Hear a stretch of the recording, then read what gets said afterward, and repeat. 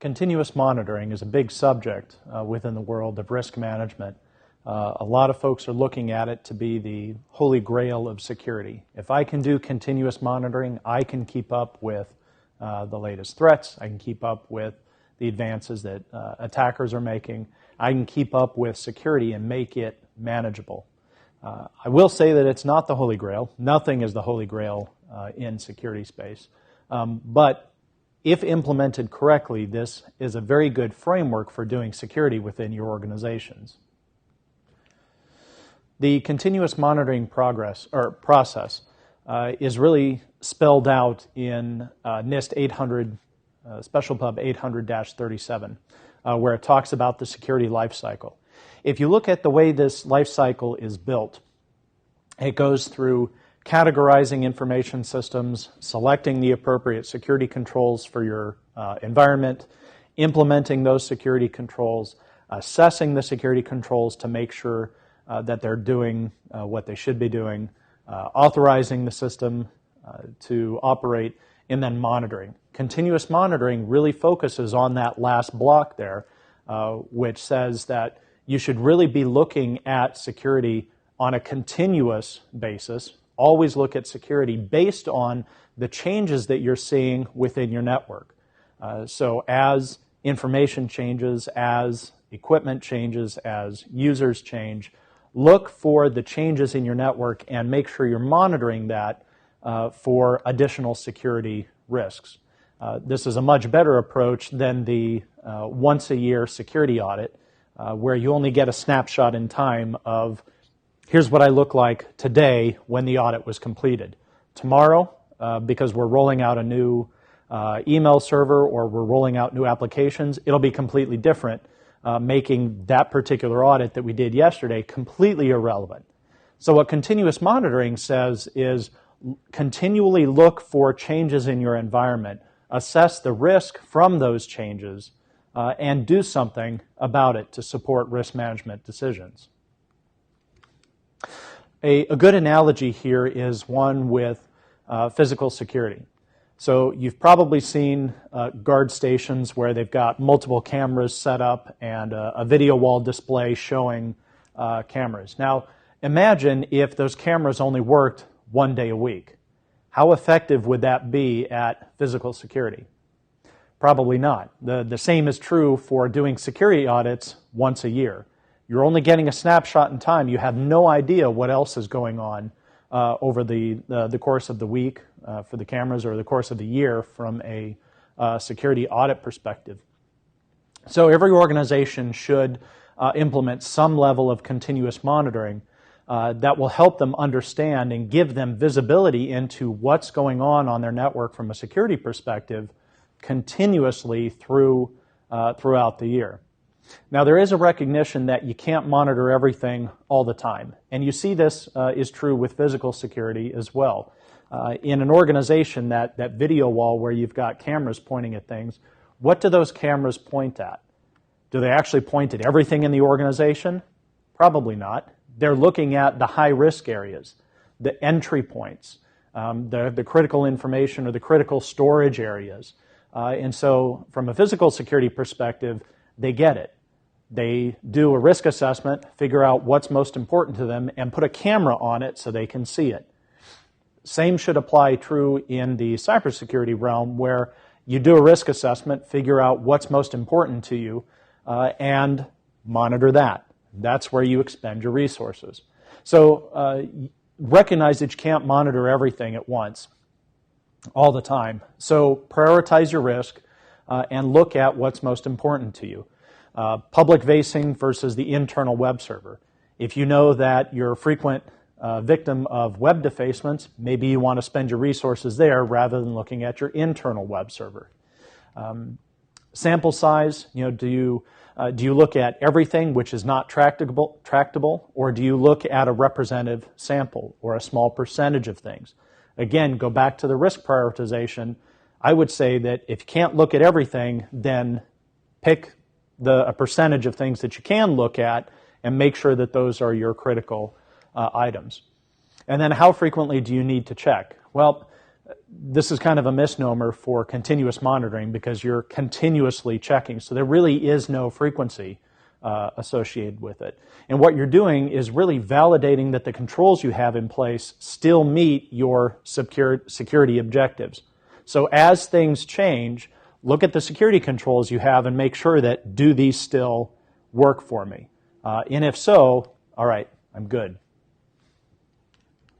Why do continuous monitoring? Well, cybersecurity is not just compliance with a set of standards or a framework.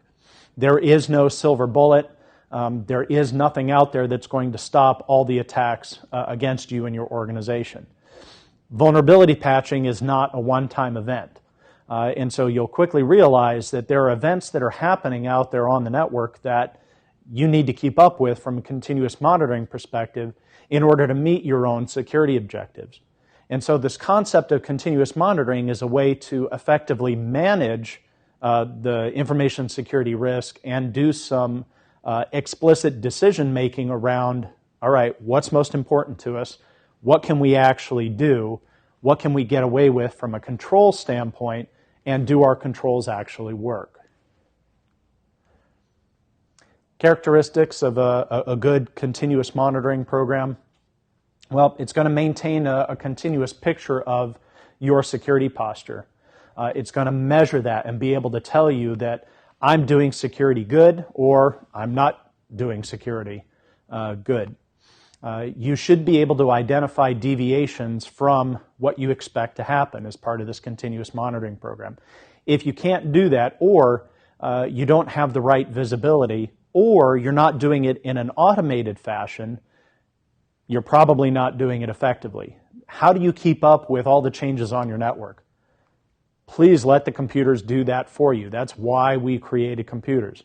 Let the computer do the work of managing the changes on the network, informing you of the changes on the network, reevaluating the security controls around those changes, and presenting you with a, here's what's changed, here's what's currently, the security controls are working or are not working. And what you're doing is really measuring the effectiveness of the security controls over constant time. And based on that, you can see, all right, what do I need to fix? What are the risks that we're running now that things in our environment are changing? And it should be all automated. For large organizations, this is the only way that this is a tractable problem. Make sure that it's automated. Have the computers do the work for you. So how do you use automated tools for continuous monitoring? Well, you can use automated tools to determine when changes to your network occur. Like your DHCP server will tell you when devices are pulling IP addresses. If you don't recognize the MAC address, you have something new that you need to go look at.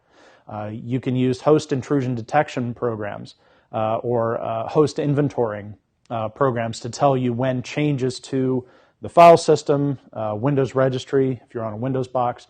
You can use those types of programs to tell you when changes occur at the host level.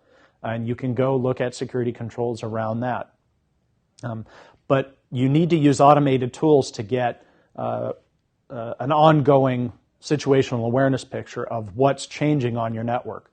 Once you understand what's changing, then you can go through the risk assessment process of, okay, do my controls still work?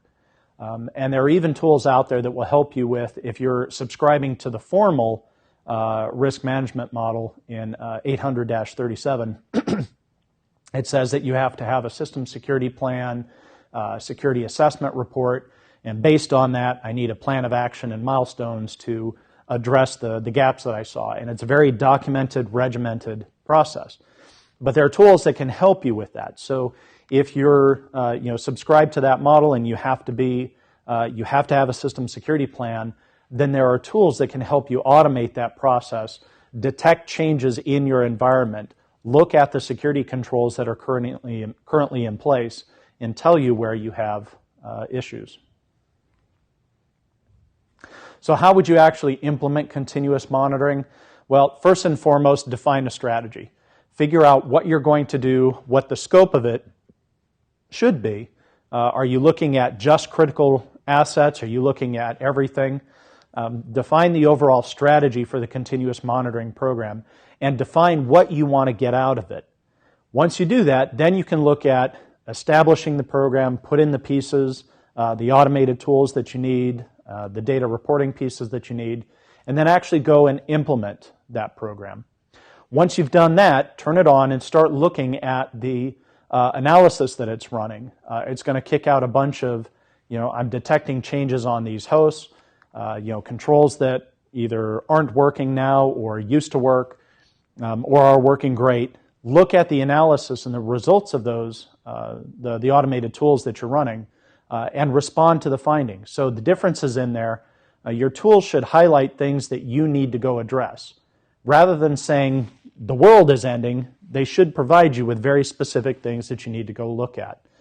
So you can go respond to those, and then based on that, update your monitoring strategy or your continuous monitoring program to give you more fine-tuned results.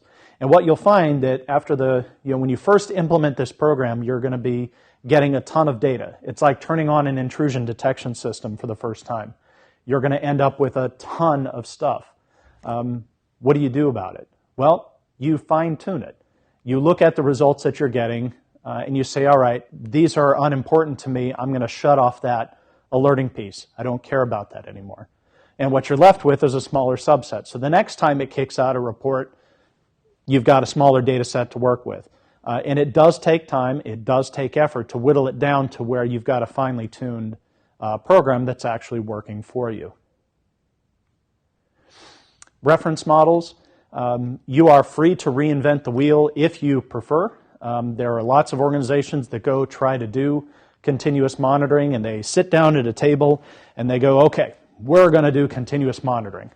What do we do? And they figure it out from scratch.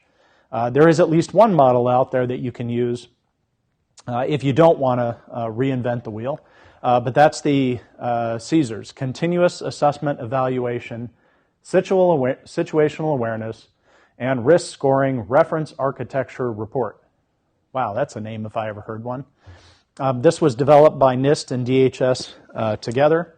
It's described by NIST 7756, and it combines automated logging with a dashboard so you can see what's going on and what the risks are in relatively real time. There are challenges with continuous monitoring, of course, and this is why not everybody is doing this and why there's not a single simple model to follow for how to do this.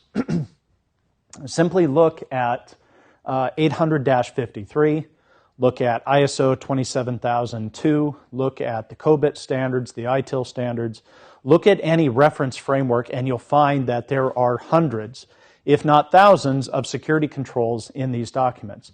All combined, there's a significant set of controls in there that can be quickly overloading. And so you're overloaded with, I've got all these controls I need to monitor. Okay, well that's problem one. Next is I'm getting all this data that says this control's not working, this one sort of works, but not really, there's a problem over here. And so you end up with all this information, and now you need to figure out what's my remediation strategy. So it's great to be able to collect all this data. If you are collecting it, you got over the first hurdle. Now you've got to get over the next one, of what do you do about it?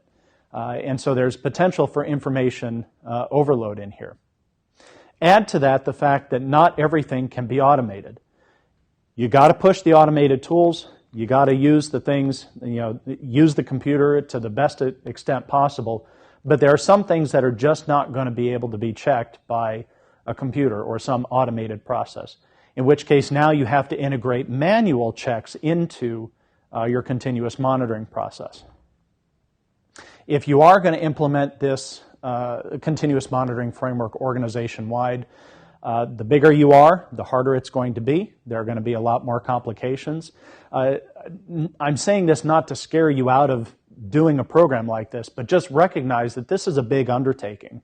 And so it's not something you're going to sit down and, all right, I've got a solution, I'm going to implement it tomorrow, and then by Friday I'm going to be out on the golf course again because my work is done.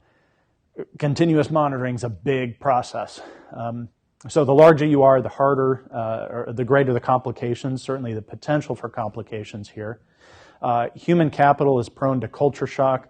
What that really means is socialize the effort first, make sure you have executive support for it, and that the program is going to work for you and meet your needs before you actually sit down and start investing time in it. It will require you to standardize procedures across functional areas in order to be able to automate some of these things. Things have to look the same across the organization. So that might require some work. And then linking the various functions together towards some common goal. You've got to be able to communicate and collaborate together with, again, those different functional areas, because what you're trying to do is paint a picture across the organization of security so you can manage risk effectively.